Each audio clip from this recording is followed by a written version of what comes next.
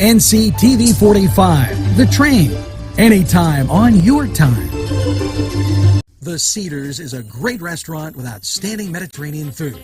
The Cedars takeout menu is second to none, featuring pizza, stromboli, hoagies, their famous lamb on the rod, and so much more. So when you're hungry and you want that Newcastle taste, make it Cedars. Now with 2 locations in Newcastle, 827 Addis Street on the east side and 1101 Highland Avenue.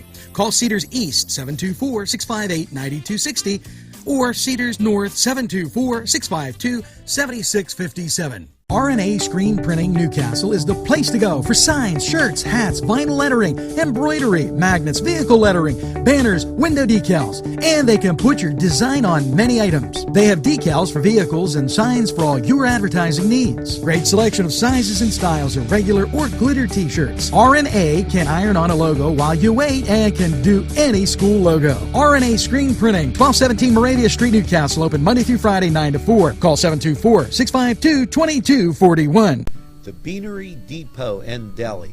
Coffee, made-to-order subs, snacks, and more. Meatball sandwiches, fresh and hot. Pepperoni rolls, fish sandwiches, chicken, milkshakes. The Beanery Deli. When you're hungry for something special, and it won't cost you a lot of beans.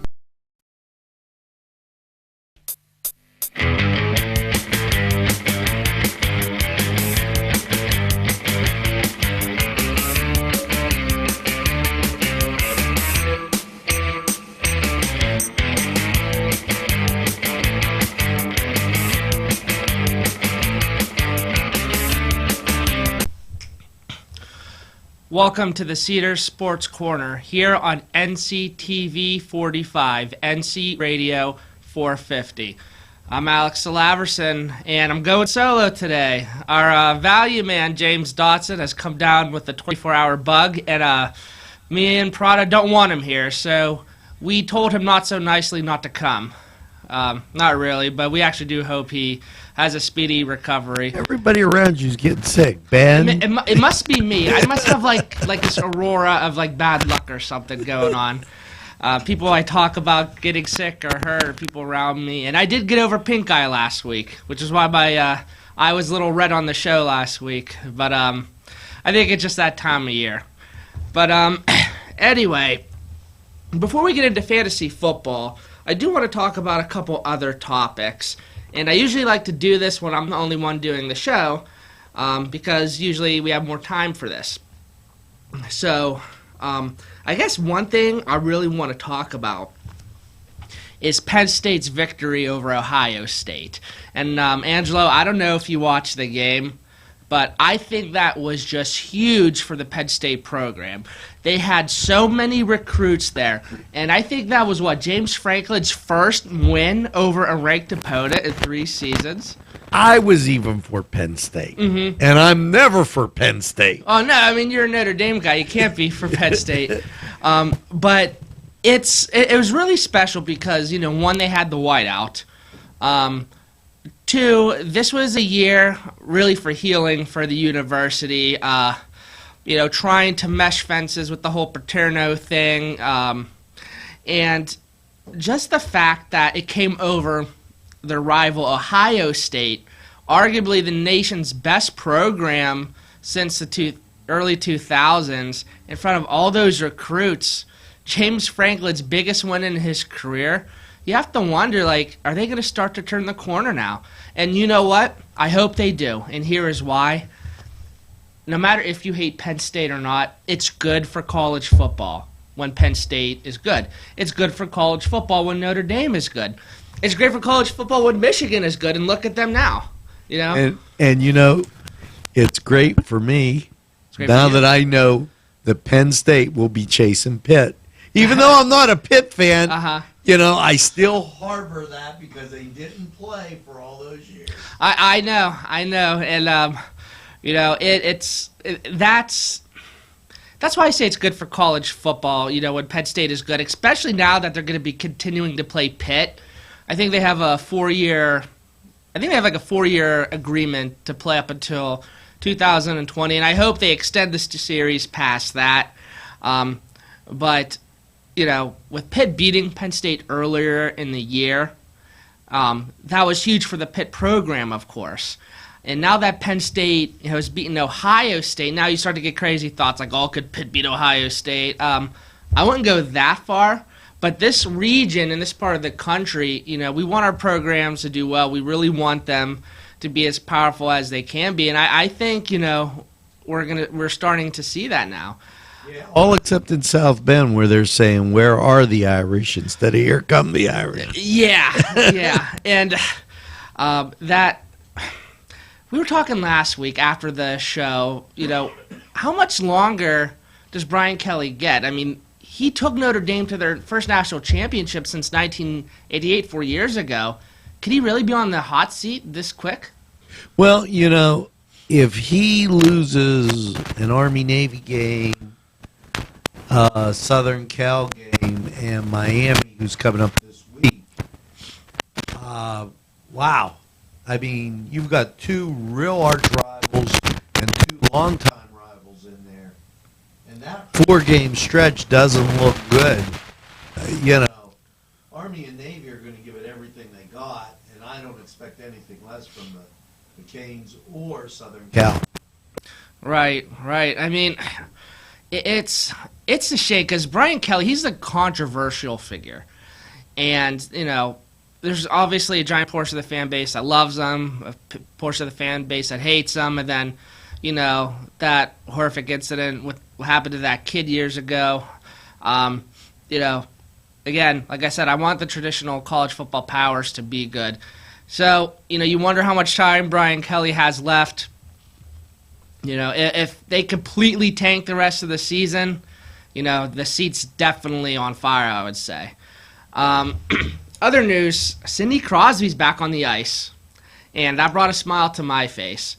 I honestly thought this was going to be another type of situation where he would miss like half of the year, like he did in 2010 after he got hit in the Winter Classic. You thought, with their star player, the NHL's, figurehead, their main player, you thought, maybe they would really be precautionary with him. But, I'm no doctor. I'm not even close to a doctor. If they felt like, he's ready to go out there, hey, more power to them, more power to him. But, man, you have to wonder after concussion after concussion after concussion, like how much longer is this going to, how much more can someone like him take? I mean, you have to start thinking life after hockey, Nobody realizes how long he's been there. Mm-hmm. I mean, you start looking at the Pens, and their age is getting up there. Yeah. It's really, really getting up there, and, they might be older than the blue uniforms they used to wear. Look, don't even get me started on those. Those are good from the Winter Classic once a year or whenever they play, and that's it. One time a year, I'm fine with them. But, when I think of Penguins, I don't think of baby blue. I think of black and yellow or black and gold. I was even okay with the black and Vegas gold they had for the better part of 10 years. But, man, baby blue, you don't think toughness when you think of baby blue. But another interesting tidbit before we go to break here. Multiple media outlets are now reporting the NFL's at an all-time low for ratings. And they are speculating that the Colin Kaepernick national anthem protest has a lot to do with it. This is going to be controversial, but mm-hmm. If it was me, it'd be one of three things. Mm-hmm. The back of his shirt wouldn't have his name. It'd have "I am a." Oh. Mm-hmm. Or he would be fired. Mm-hmm. Or he would be relegated. He would be the most expensive latrine clean man I'd ever see. Right. Gotta be honest, me personally, I don't like it. I don't like the whole kneeling during the anthem. He's on the job. Yeah. And then, you can't protest on the job. Yeah, that's kind of what I'm saying. I mean, like, his argument is, hey, look, it worked. It brought attention to it. I'm like, well, yeah, but I mean, isn't there other ways you could go about bringing attention to that cause? It's not the cause I don't like. It's the kneeling during the anthem part. That's me. Whatever the cause is, you protest on your time, not on my time. Yeah, and that's basically how I feel. All right, so that basically will finish up this first segment here, and then we will get into fantasy football here in the next segment. But before we go to break, how about a word from our sponsors? Come to Big Polly's Sports Bar in Newcastle. The place is spacious with all the seating you'll need, with 2 bars and a huge menu that features wings, pizza, sandwiches, burgers, pasta, and fries. Big Polly's is just right to watch the game. You'll love the sports memorabilia throughout the bar. There's plenty of parking too. Big Polly's Sports Bar in Newcastle at 207 East Long Avenue. Call 724-658-8800. That's 658-8800.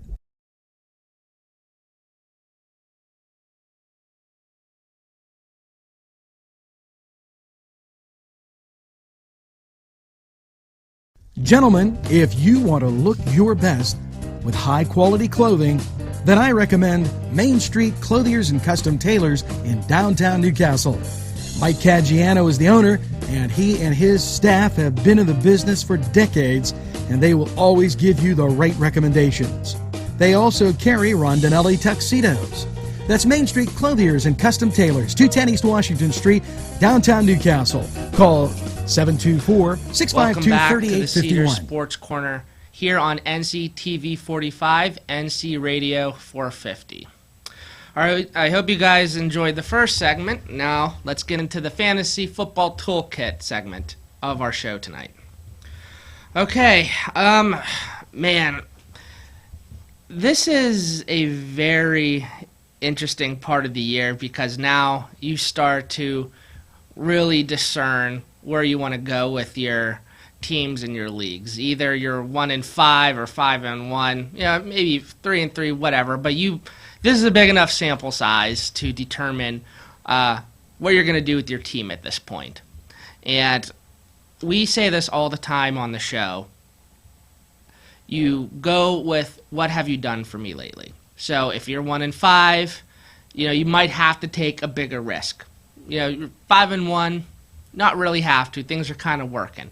But we always suggest playing the waiver wire. So with that being said, our own James Dotson has his weekly waiver wire pickup team.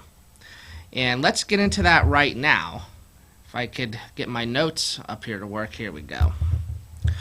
Alrighty. Dotson actually has some good ones here and ones that I agree with. Alex Smith.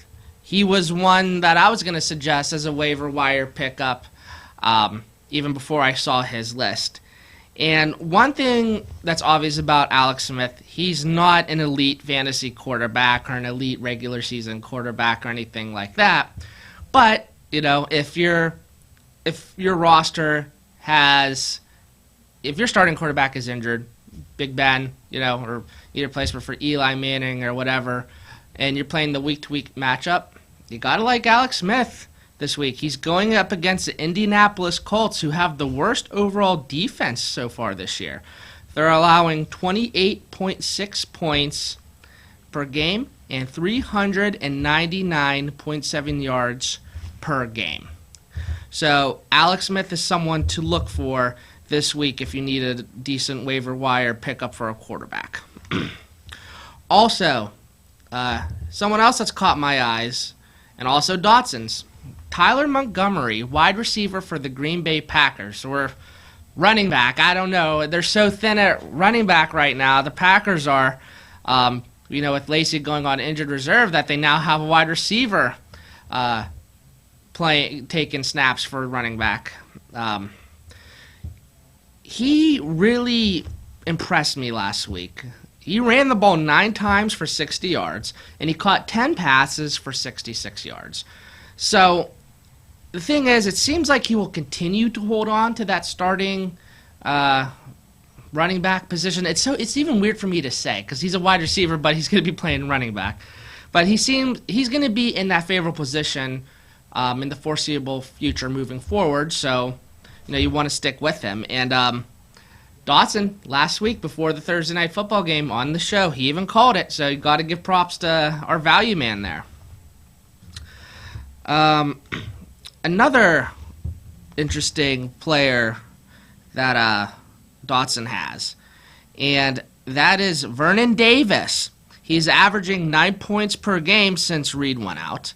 And, hey, that's saying something. What have you done for me lately? 9 points is a pretty decent, that's a pretty decent fill-in right there. Pretty steady, pretty consistent. So you need a tight end or a flex, give Vernon Davis consideration.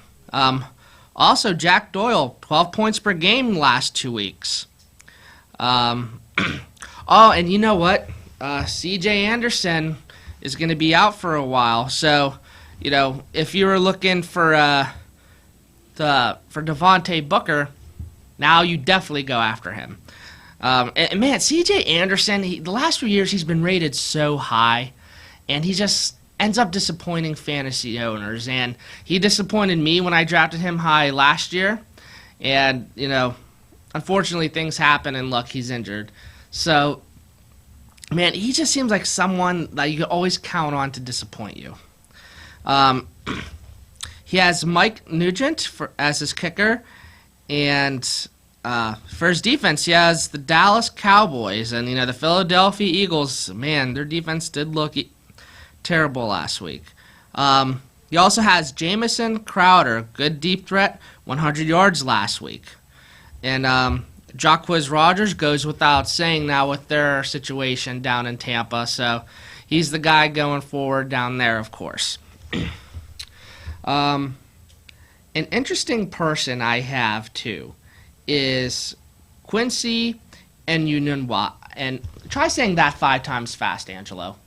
I know how to pronounce his name. I still can't. I can't pronounce any names. I'm like, you don't want me doing that. Yeah, and I know how to pronounce. It's like one of those things. Like, how scissors is supposed to sound or how you're supposed to say it, but it just doesn't come out the mouth. I know people who say skizzers. They just can't say it. I was just watching what I had. I like the Steelers not to lose this week. You like the Steelers not to lose? Well, you know what? If there's a week they're not going to lose, it's definitely this one. And, man, what did you think of that Steeler game? They're for real. You know what? I thought they were going to get blown out like 50-10. And that's because the Patriots always give them mismatch problems. Man, the Steelers have only beaten the Patriots a handful of times since 2000. It's just always just a big problem with them. It's defensively they don't match up well, and you know what? Mike Tomlin now has been getting a lot of heat, and he actually has a losing record against losing teams in his tenure with Pittsburgh. I don't have the exact record written down, but if you go on sportsline.com, one of their main articles is talking about it. And Angelo, for a coach to have a losing records against teams that are below 500, but winning records against teams that are above 500, what is the reason? What is the cause of that? Like, how do you explain that? Lack of concentration or the green pierogi. Lack of concentration or the green pierogi. Well, you heard it here first. The green pierogi. I won't argue with you. But it has. You know what? I think that's probably spot on. He can get his players up for the big game. But when you're going up against the lowly Browns or whatever, I mean, that's gonna be stuck in my head all week now. The green pierogi. The green pierogi. Oh my gosh. But Ben can't come back soon enough, huh? And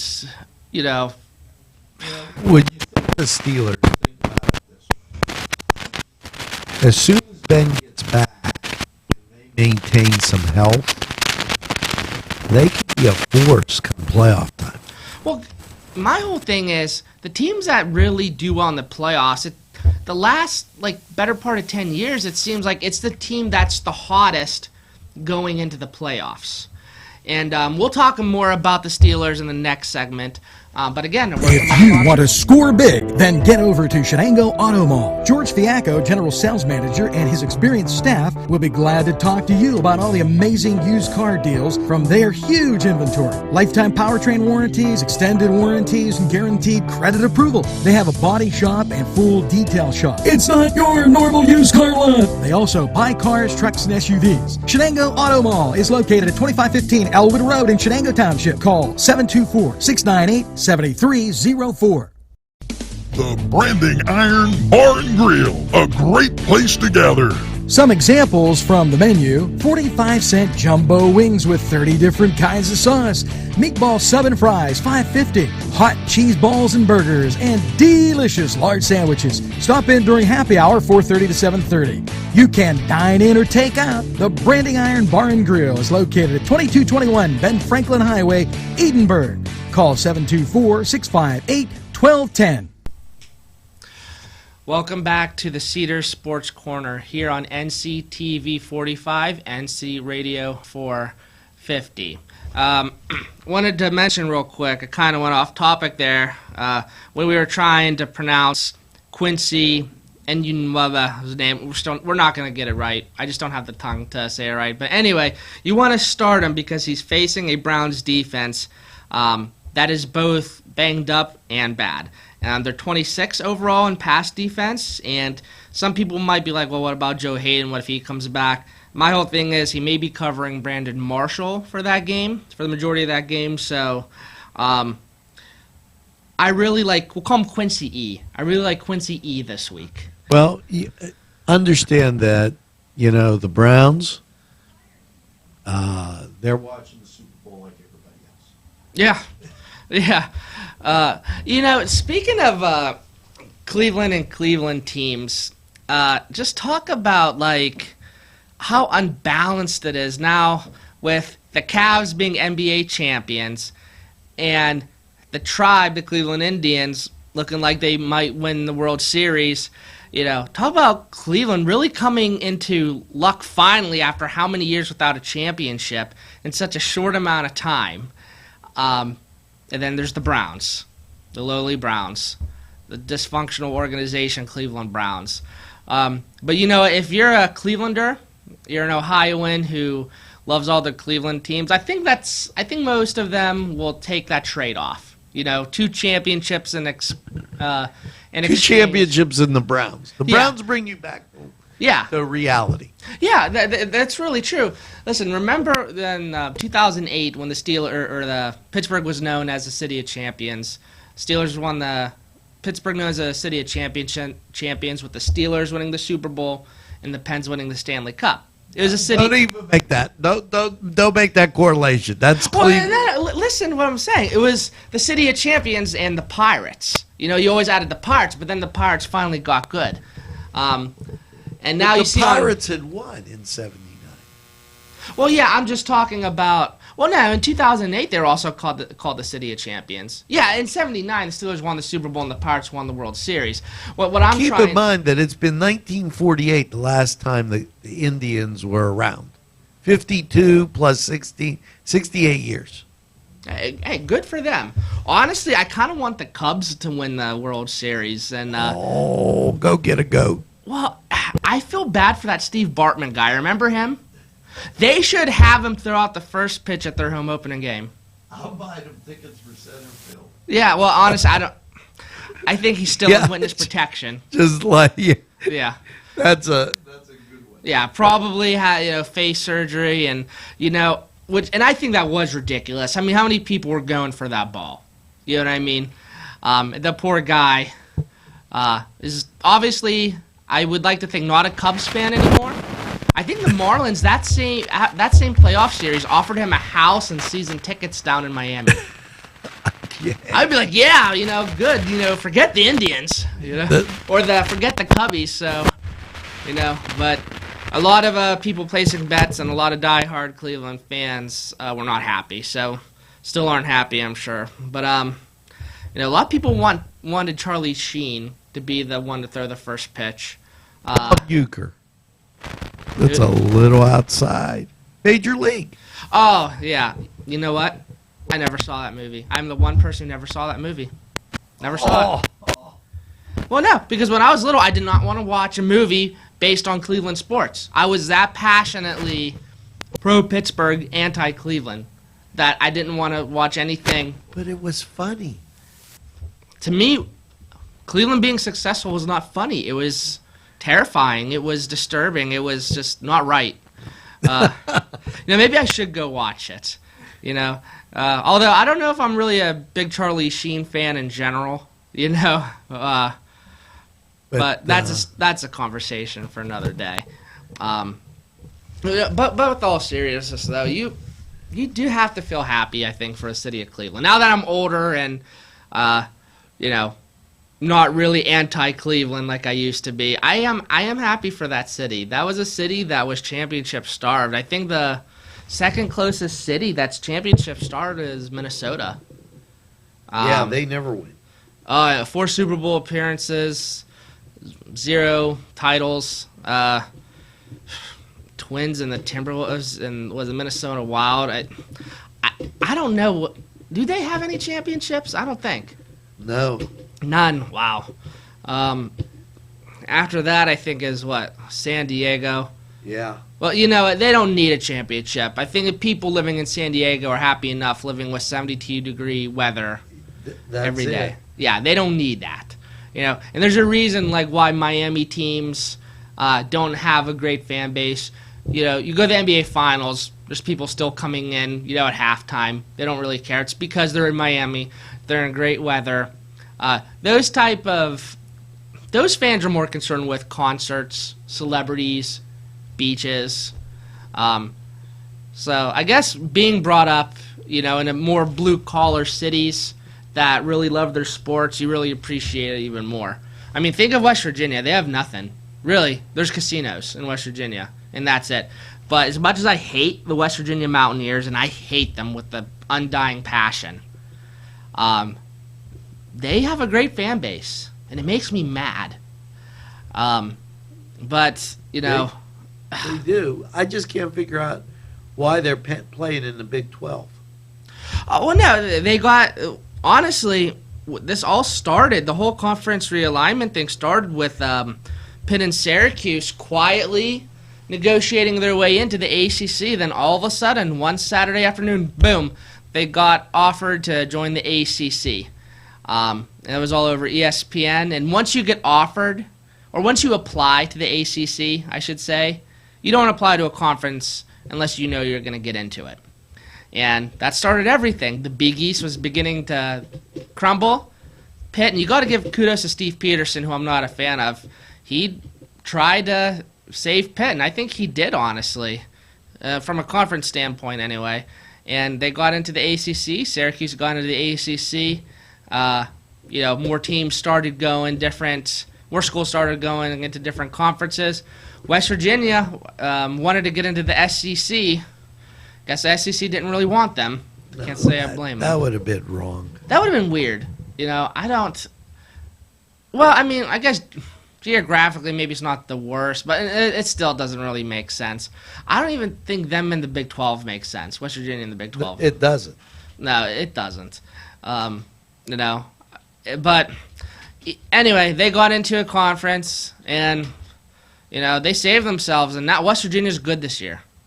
They're really good this year. And Dana Holgerson, that coach, it's like they're either going to the Orange Bowl with 11 wins, or they're going 5-7 or 6-6 and just barely making the scrapbook toilet paper bowl or whatever it is. There's no in between. It's either 11 wins or 6 wins. So, like James Franklin, or not like James Franklin, like with what Dana Holgerson has done this year, maybe he saved his job. He was on the hot seat for a while, and I do think he saved his job. I don't think he's going to be going anywhere. And, 4 years as a coach in college football is like 20 years in real life. And, this is true. Oh, yeah, it's very true. And he's been there for 6 years. So, I think he's there for the long haul now. But I think that's basically it. I think we covered everything, and I just want to thank all of you for tuning in to the Cedars Sports Corner and joining us for the 3SN Fantasy Toolkit. I hope you all have a wonderful evening. And now for our sponsors. This program furnished by Sporting Goods, 23 East Washington Street, Newcastle. Call 724-658-2535. Funding for this program provided by Washington Center Physical Therapy, Norm A. Gabriel, MSPT, ATC owner.